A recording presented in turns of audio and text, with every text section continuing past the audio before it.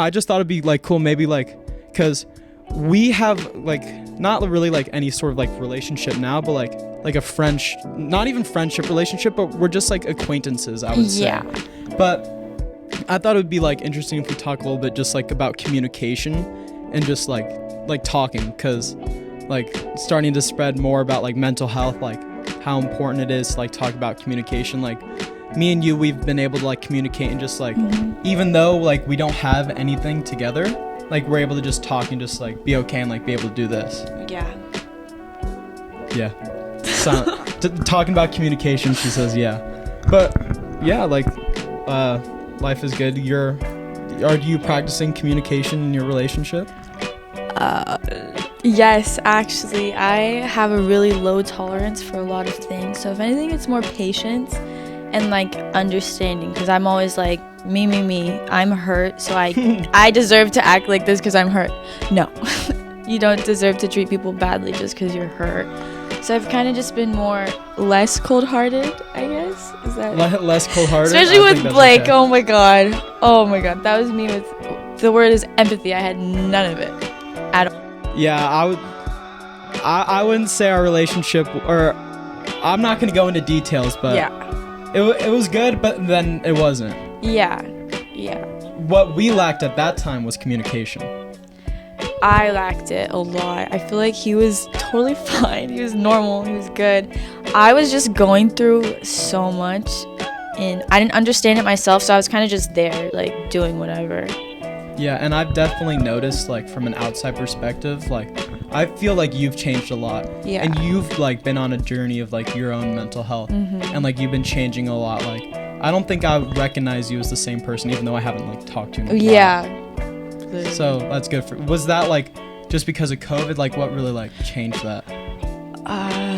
Who knows? There's kind of like a point in your life where you're like, okay, what am I doing? Like I know what's wrong, but why aren't I taking any steps to heal or fix anything? Like there's a difference between acknowledging and actually taking action to like help yourself and fix yourself. And that's what I've been doing. Yeah, that's really good. Like what's like your best way of like handling like your mental health? Because like I think you've been like you kind of like show it off like a little bit, like that you're like not like show it off like I'm better than everyone, but like you show it off that like you're like, or what I've seen, like you show off like, oh, like I'm trying to like show like people that like doing your mental health is better. I've noticed that at least. Am I wrong? No, I'm just confused. I've been what? You kind of post on Instagram sometimes and you're just like, good stuff. Oh, that's when I'm like feeling social. But like in reality, all that Instagram stuff isn't really 100% like, it's not you. Yeah, it's not me.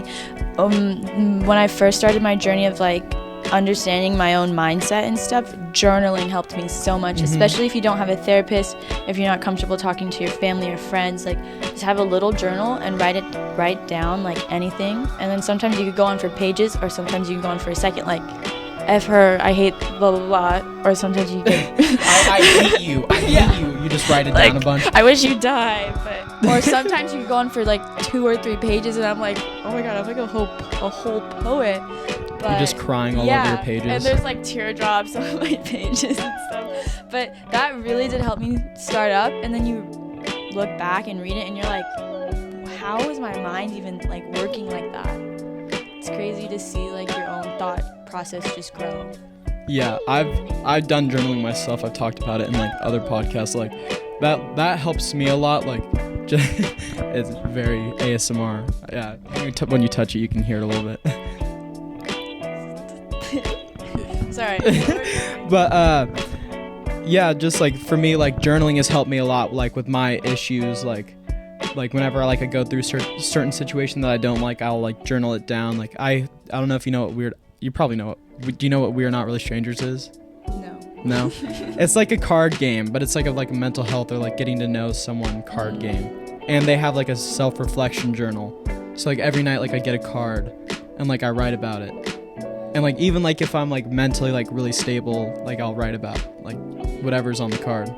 Yeah, that's something I need to work on, because even when I am stable, I don't do anything. I'm like when I am stable, when I'm mentally sound, everything's okay. Yeah. But when it's not, it's bad. Pretty much.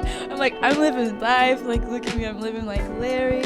And then all of a sudden, like there's a switch, and you're like, crap. Like, you need to be consistent with yourself because you're going to be with you 100% for the rest of your life. Mm-hmm. So that's what I'm doing. I like take breaks for myself. I'm like, I'm good, and then you're not good, and you're like, crap.